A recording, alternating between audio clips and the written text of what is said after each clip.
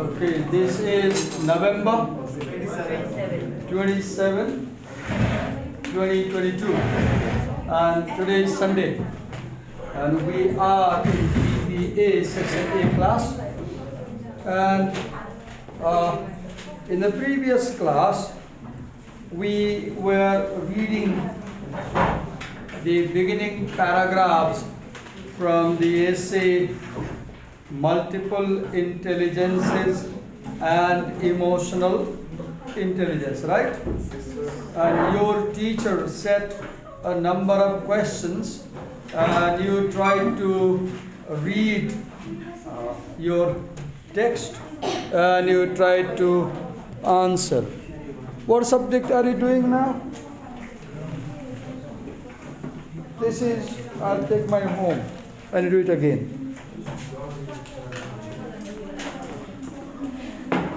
I'll take home. You cannot do that.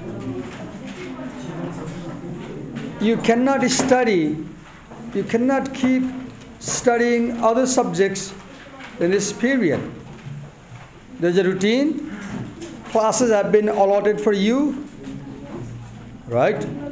How can you keep doing mathematics or economics or any other subject in English class, ignoring English class? This is intolerable. This is intolerable.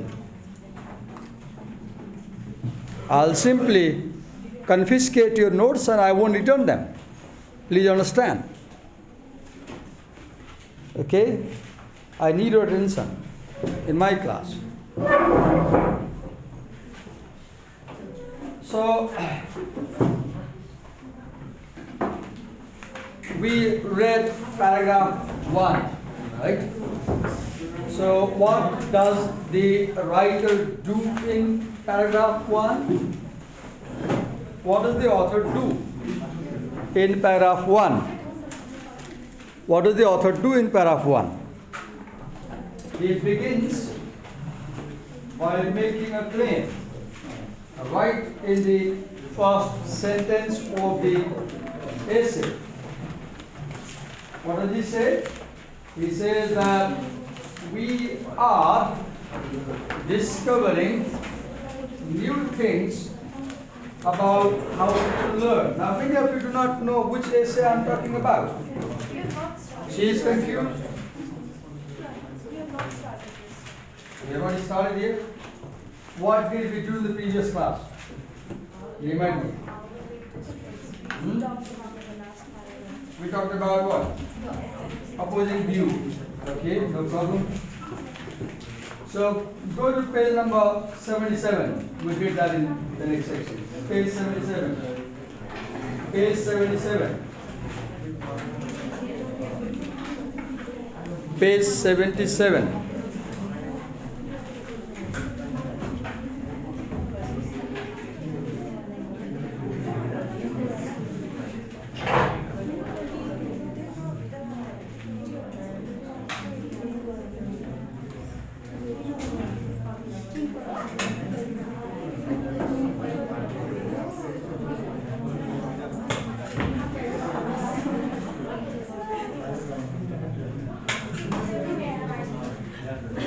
Multiple intelligence and emotional intelligence. Okay, in about 2 to 3 minutes, silently read the first paragraph carefully. Read the first paragraph in about 2 to 3 minutes. In about 2 to 3 minutes, read the first paragraph silently.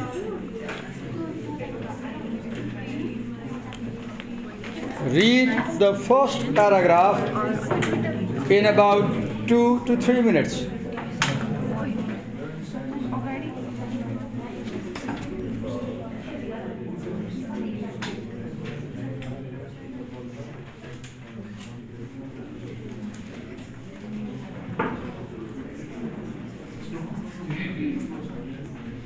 Read the first paragraph in about, where is your book? Where is your book? What's your name? Huh? Pappu. Now the world will see you come to college without a book, because the video will go on YouTube and Facebook. Even your parents will see at home if they watch it. Be careful. We are so transparent, people will see what we are doing in the class. Okay. So read the first paragraph. Silently and carefully read the first paragraph.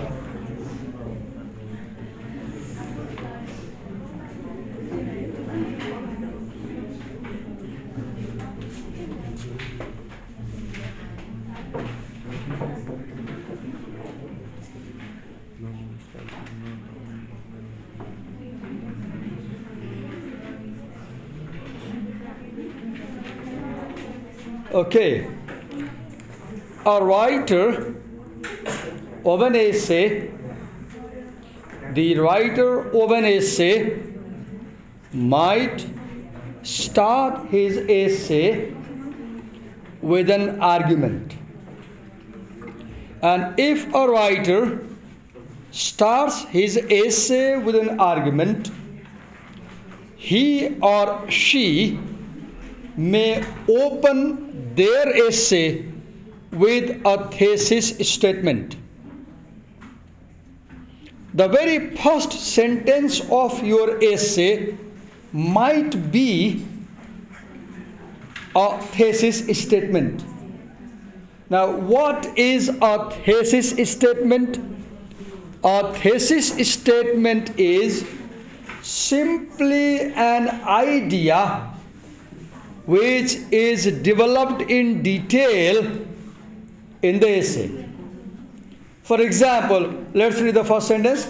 Learning style is not the only area undergoing demystification. Our understanding of intelligence is also being reconstructed. So in this opening sentence, the writer picks up two issues or two topics. One, he mentions the learning style. First, he mentions the learning style, and then he talks about intelligence. He talks about intelligence, and he says that both of these two areas are undergoing demystification. What do you mean by that? Demystification. It means earlier we did not understand many things clearly about how people learn and what is intelligence. But now we are learning new ideas, new things about how people learn and what intelligence is. So this is the thesis statement, or this is the main idea which the 8 paragraphs of this essay will develop. What idea? Number 1, there are new ways of learning. Number 2, there is a new understanding of what intelligence is. And you will see that this essay in 8 or 9 paragraphs develops this idea. What idea? Number 1, there are new ways of how people learn. We are learning new things about how students learn. Number 1. Second, we are having a new understanding about what intelligence is. Now your job is work in pair, and work in pair because you are sitting 2 people in a row, and what you do is you read paragraph 1, which is a long paragraph, and you will see that the first paragraph presents a problem about intelligence. In the opening paragraph, the writer describes a problem with the traditional concept of intelligence. And then the writer offers a solution. Spend 2-minute time, read and have a discussion, and find out what is the traditional definition. Number 1, I say again, number 1, find out what is the traditional definition of what intelligence is. Number 1. Second, find out why that traditional definition of intelligence is not sufficient. Number three, find out what is the solution. Your time starts now. You can make noise if you want to. You will read, you will talk, you will chat, you will work in pairs, you will not work alone. You will work together.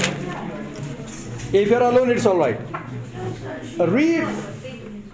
Okay, if they like, they can be together, no problem. Read the first paragraph. Number one, find out what the traditional definition of intelligence is according to the author. Number one. Number two, find out what is the problem with the traditional definition. Why the traditional definition is not good and why we must have a new understanding. Or what is the new thing about intelligence. Number two. Third, find out what solution do the writers offer about this problem with intelligence. Your time is 2 minutes. Then I'll call you one by one and you will answer me. Work in pairs. Work in pairs. You can talk to your friend. You can talk, but if you talk, use English language. Yes, please. What is the traditional concept of intelligence? Or what is the traditional definition of intelligence? Done? Where did I keep my textbook? Okay. Can you tell me what the traditional definition of intelligence is? Can you tell me? What is the traditional definition of intelligence? Yeah. Okay. Can someone tell me what the traditional definition of intelligence is? The writers first present the traditional definition in the first paragraph. If you read carefully, you can find out.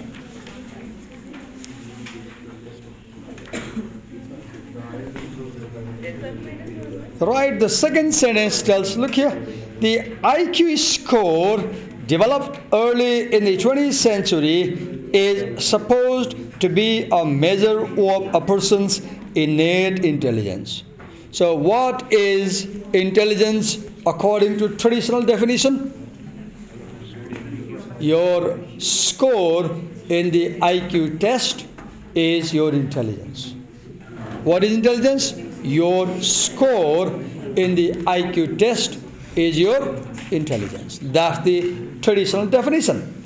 This is the old knowledge about intelligence. This is the old understanding about what intelligence is. And now the writer will explain our attitude about intelligence, and then the writer will explain the problem with the old knowledge about intelligence. Let's read and see. Look what he says.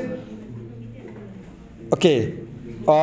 With a score of 100 defined as normal or average, the higher the score, the brighter the person. Some of us grew up in communities where IQ was barely mentioned. In many cases, this lack of knowledge might have been a blessing. Others of us grew up with IQ envy in communities where IQ scores were a big part of our culture. Since the score is considered a fixed, permanent measure of intellect, like a person's physical height, the score engendered strong feelings. Friends who scored 150 or 160 or higher on an IQ test had a secret weapon, a mysteriously wonderful brain. We were impressed.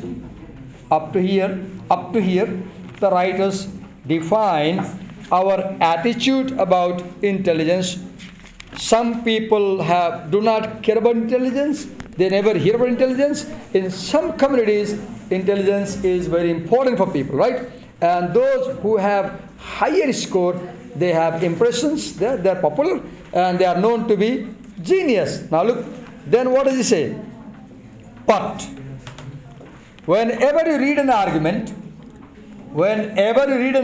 like this, and when you meet a word like but, stop there. Because you will see that what the writer says before but and what the writer says after but, the two ideas will contrast. And let's read after but.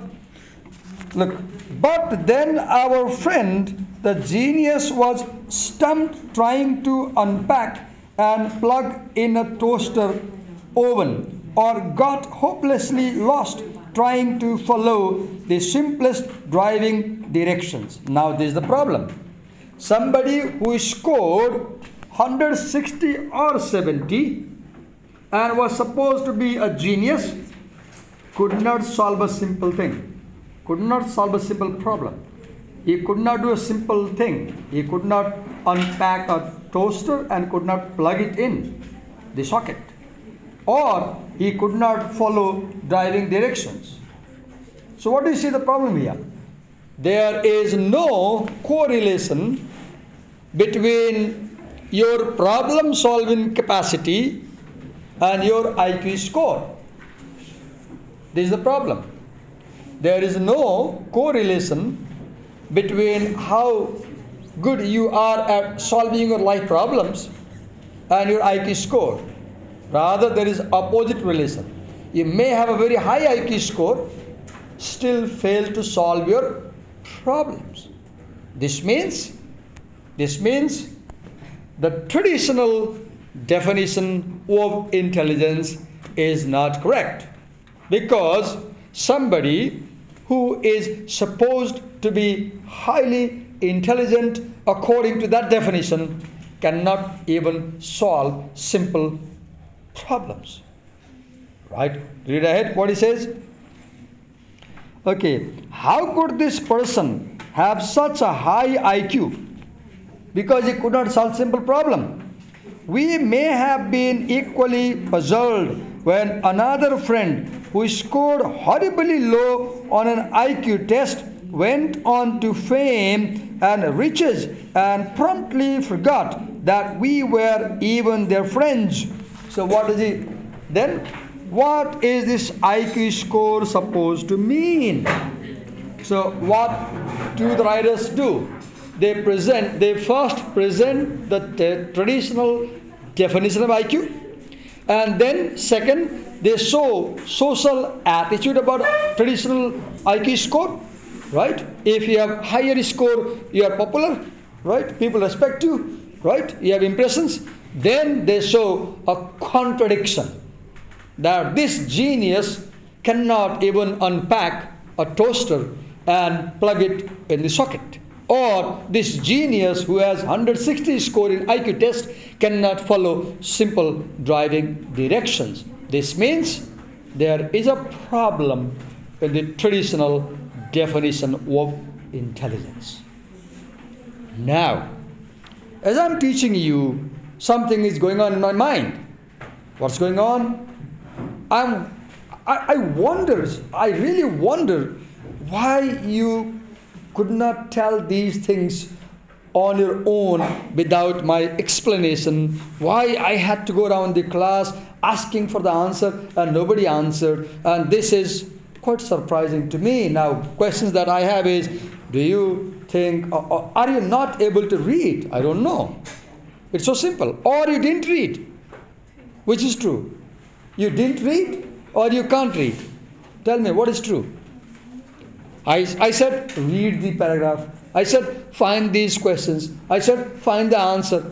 You tried to read. I went around the class. I asked you questions. And you didn't answer me. Now I have two doubts. Either you didn't read or you can't read. Which is true? Which is true? You didn't read or you can't read? Which is true? Miss, what is it? Which is true? You didn't read or you can't read? Which is true? You didn't read it or you can't read it? Read it. Tell me, which is true? Question. You can't read or you didn't read? Because I assigned you questions, right? I went around the class, right? I put your questions, right? And nobody answered me. And I want to know why. I want to know your problems. Are you not able to read it or you don't like reading? What is the case with you? Give me two answers. Speak your heart. Was it that you didn't read or you read and you didn't get it? I didn't read. You didn't read, okay. What was your case? You didn't read or you read and you didn't get it? I read and I didn't get it. You didn't get it? Okay. So we have mixed responses. Some people said they didn't read, some people said they didn't get it. Okay. Now this is a bit revealing to me about your reading capacity. Now we'll move to paragraph 2, second paragraph, right? And so let's read, can you read second paragraph loudly from your textbook? Read it loudly. In many cases, this lack of knowledge. Is that the second paragraph? Yeah, sorry, sir.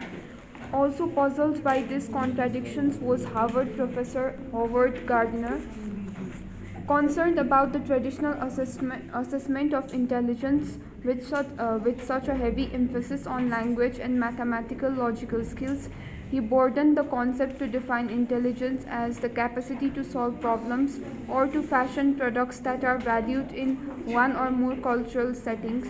Okay.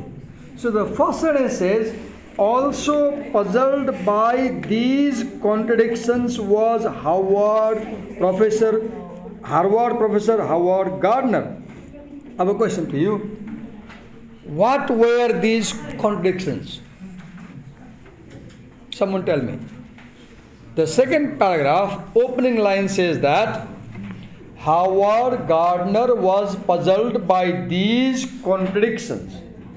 Then I have a question. What were these contradictions? According to him, intelligence was like kind of problem solving. Intelligence was a skill to solve problems. Now, do you know what is contradiction? Contradiction is two opposite things. Contradiction means two opposite things. What was the contradiction in paragraph 1? What was the contradiction about intelligence in paragraph 1?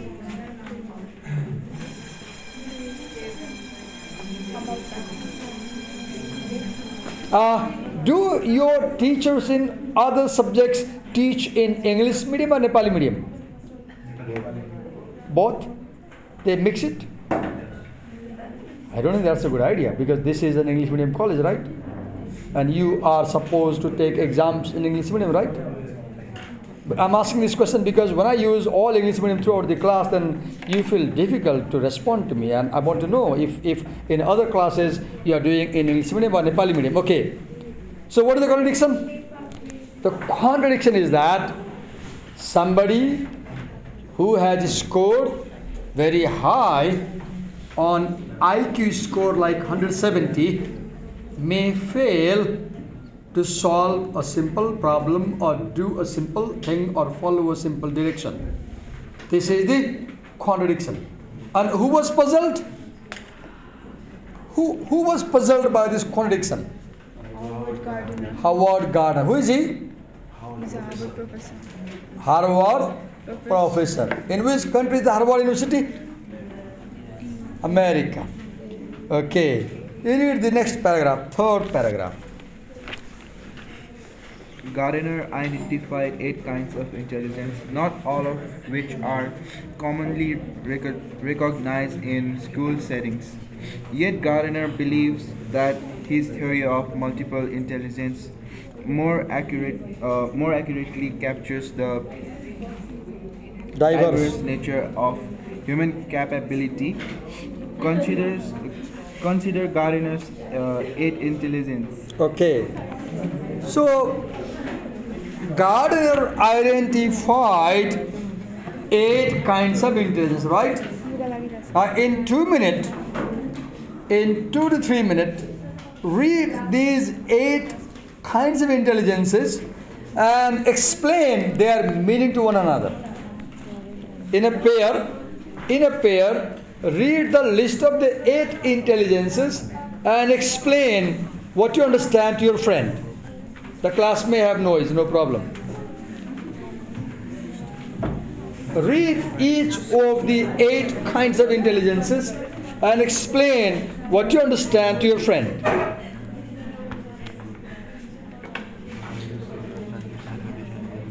Explain your understanding to your friend. I want you to talk to your friend. Speak to your friend.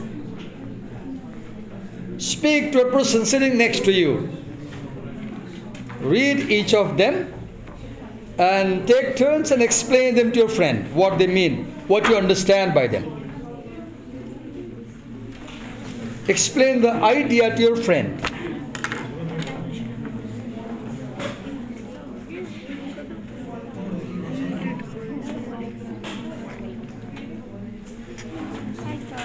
Yeah.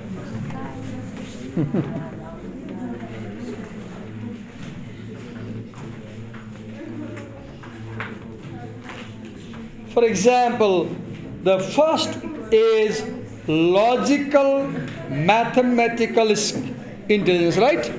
And what is it? Skills. What is a skill? What is a skill? Can you repair a motorcycle? Can you? No, you don't have that skill. Can you cook food? You have that skill. So a skill is ability to do something. What is skill? Ability to do something. Read it. Skills related to mathematical manipulations and discerning and solving logical problems. How good are you in mathematics? How good are you in mathematics?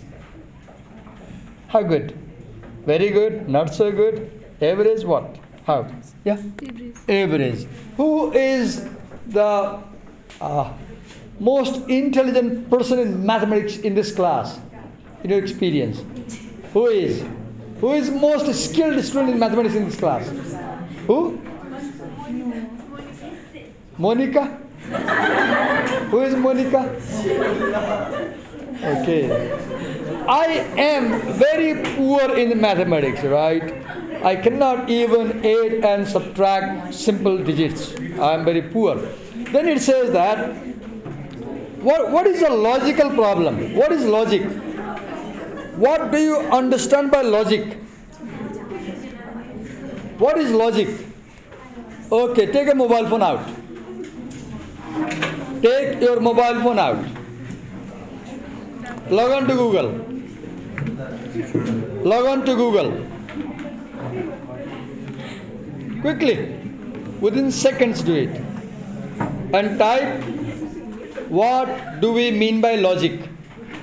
Type, what do we mean by logic?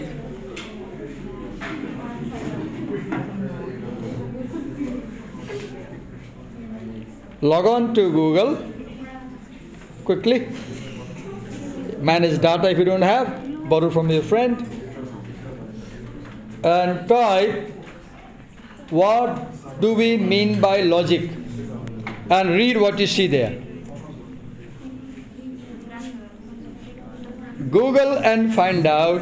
Can I read it? She has an answer. Okay. The branch of philosophy that analyzes inference. It makes more difficult, right? Now you need to know what is inference, right? Okay, I'll tell you. I'll give an example of what is logic and what is inference. Suppose that you are in a parking lot, okay? Car parking lot, and you see a car being parked there. You are with your friend there, and you look in the car, in the driver's seat, you see a young girl, a lady sitting in the driver's seat, right? And you say that she must be the owner of the car. Then your friend says, no, I don't think she is the owner. She cannot be the owner of the car, right? And you have a debate. Your friend says she must be the owner of the car. And you say, no, she cannot be the owner of the car. And you have a debate. Then your friend says, okay, then your friend says, going to see her. How many jewelry she is wearing? Do you think a taxi driver would wear so many jewelries? Then he said, now I realize, yes, I guess I agree with you. She must be the owner of the car because she's wearing a lot of jewelry. What is happening here? You are making an inference. An inference is a wise guess based on evidence. What is the evidence? What is the evidence for you to conclude that she must be the owner of the car? What is the evidence? The jewelry she is wearing, right? So you use the jewelry she is wearing as an evidence to reach the conclusion that this lady cannot be the taxi driver. She must be the owner of the car. When you reason like this, you are applying logic and you are making an inference, right? Okay. Can you make some inference about me today? You have been observing me in this class, right, for the last 10-15 minutes. Can you make any inference about your English teacher today?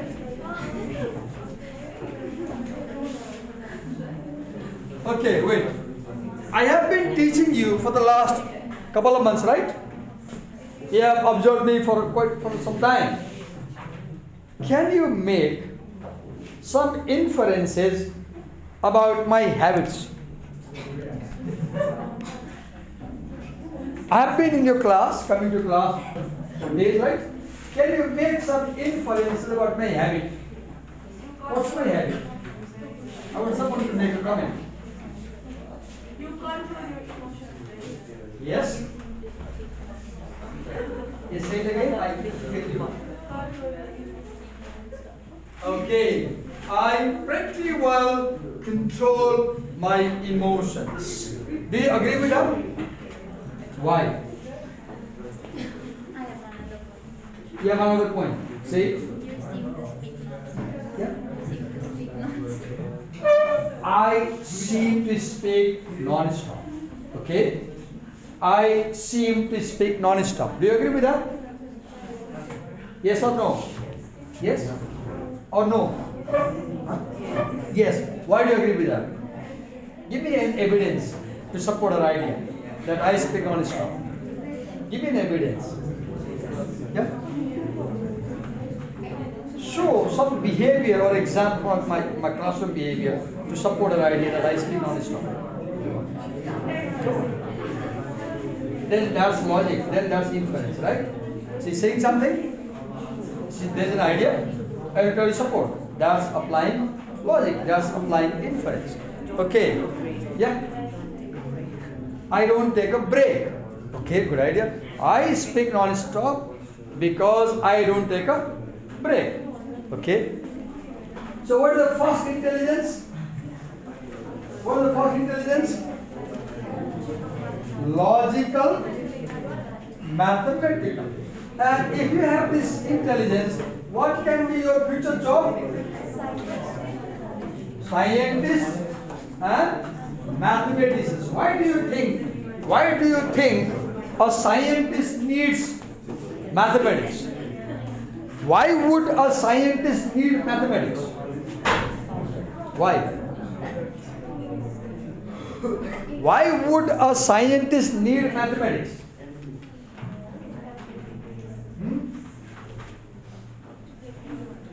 Why would a scientist need mathematics? What do you do with mathematics? You do calculations, right? What do scientists do? Scientists also do calculations. For example, if you want to measure the distance between the sun and the earth and moon, what do you need? Mathematics. Right. Okay. What is the second thing? What is my book? What is the second point? Linguistic. Read that. Priority, what is that? Sensitivity to the meanings, sounds, and rhythms of words, as well as to the function of language as a whole. So, sensitivity to the meaning, sound, and rhythm of words. Can you identify what I hum? Let me check your linguistic intelligence. I'll hum something, and your job would be to tell what I'm humming. Okay? Here it goes.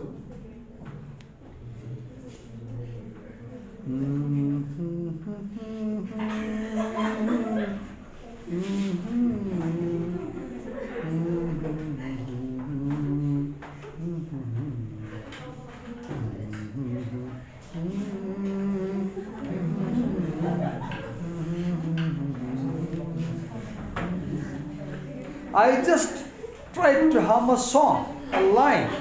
Can somebody guess what was the line?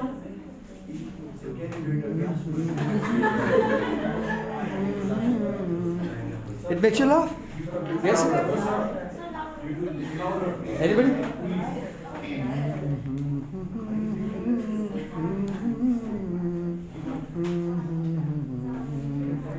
Manche ko maya yahan, kola ko pani jas to, kinara lai choi bagne, lahar ko bani jas to. Right? You couldn't, because it's an old song. You have no idea who sang this song, right? I wish I could sing a relevant song to you, right? Maybe an English song. Okay. So if you have good linguistic intelligence, what career can you follow? Poets, journalists, and writers. What is the third intelligence? What is the third intelligence? Read it. What is that? Bodily kinesthetic. What does it mean? Bodily, about the body. Kinesthetic. What is that? Kinetic and aesthetic. Kinetic and aesthetic. Kinesthetic. Do you do yoga at home? Raise your hand if you practice yoga at home. Do you practice yoga at home? No one. Do you dance? No one. Do you do acrobatics? No one. Do you play some games? No one. You play games. Right. So if you play games, or if you dance, if you do yoga, if you do acrobatics, you have good bodily kinesthetic intelligence. For example, your ability to make to move your body in a flexible way, to move the body parts quite in a flexible way. And if you have this intelligence, what may be your career? What may be your future job? Athletes, dancers, and surgeons. Why do you think a surgeon will need bodily kinesthetic intelligence? Why? Why would a surgeon need bodily kinesthetic intelligence? They have to use their fingers to operate tools on the patient's body. And they must know exactly what to do, where and when. Right? Okay. What is the next point? Musical intelligence. What is that? Read it. Ability to produce pitch and rhythm, as well as to appreciate various forms of musical expression. Related careers: musician, composer. Do you sing? At least in the kitchen or in the bathroom? Are you a bathroom singer? or singer on the stage? Can you sing a song for us? Let me see how intelligent you are in this thing. Can you sing a song for us?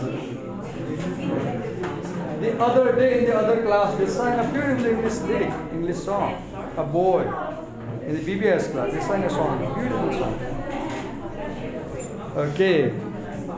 It's winter season and you are frozen, and I see that you are not willing to do anything, right? You just want to sit and listen to the teacher, okay? What is the next? Spatial intelligence. What is that? SPATIAL. What is that? Ability to form a mental model of the spatial world and to maneuver and operate using that model related. Okay, let me do one experiment. You two come as a volunteer over there. We'll do an experiment. We'll check this intelligence, this spatial intelligence. Will you volunteer? Are you willing to? It's a choice. You want to volunteer? No? I need two people to do an experiment. Hello?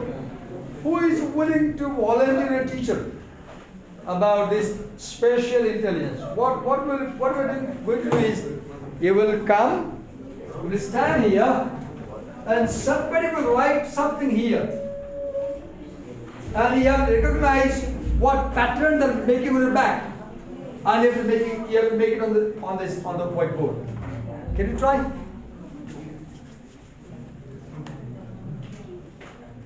Okay, one person you come, anybody. How non-cooperative you are. It's so surprising. Okay? Okay. You come. Come. Come.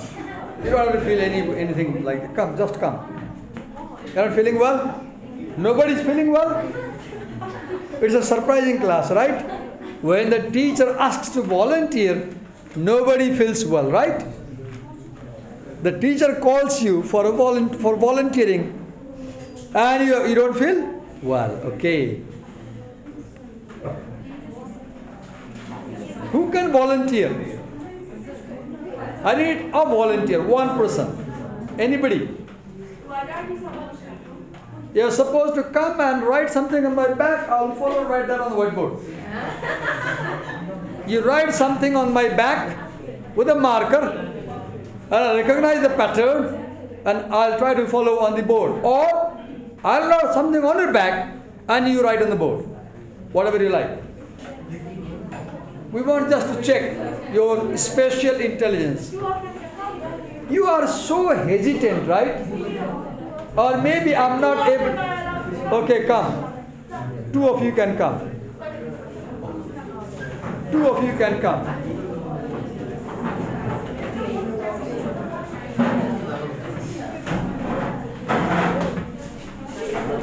Let's see how good spatial intelligence you have. So one will stand here, right?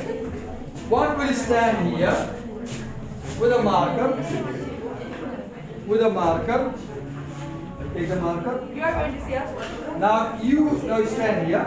Now your job is, with this pen, you will strongly make a mark, right? What kind of pattern or any line, anything you want. And he will have to recognize what kind of drawing you are making. And he will follow accordingly, right? So let's see. Go on. Yeah. And try to feel clearly what he's trying to draw on the back. Go on. Step by step, right? Slow. Step by step. Take one step and let him do it. Yes.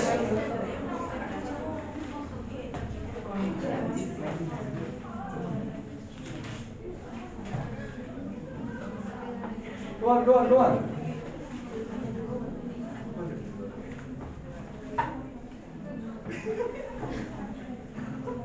Go on.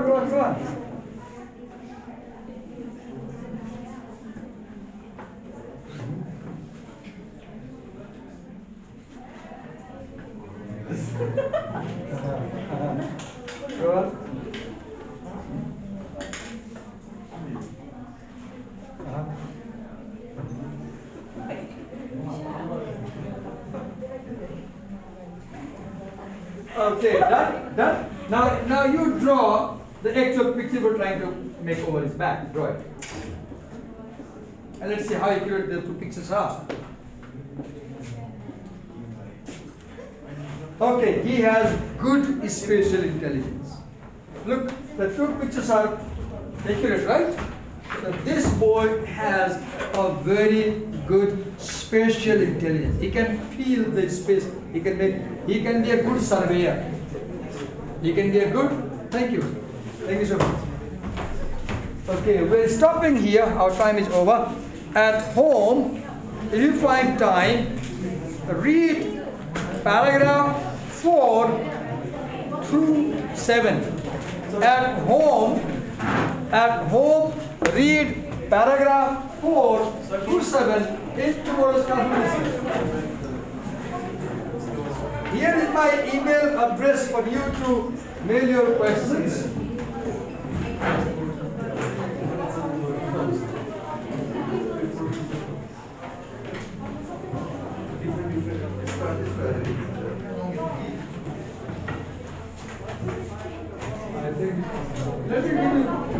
I'll give you college email tomorrow. Wait. Okay, sir. I'll give you college email. And you can mail over that email at home. Don't do it again. Okay?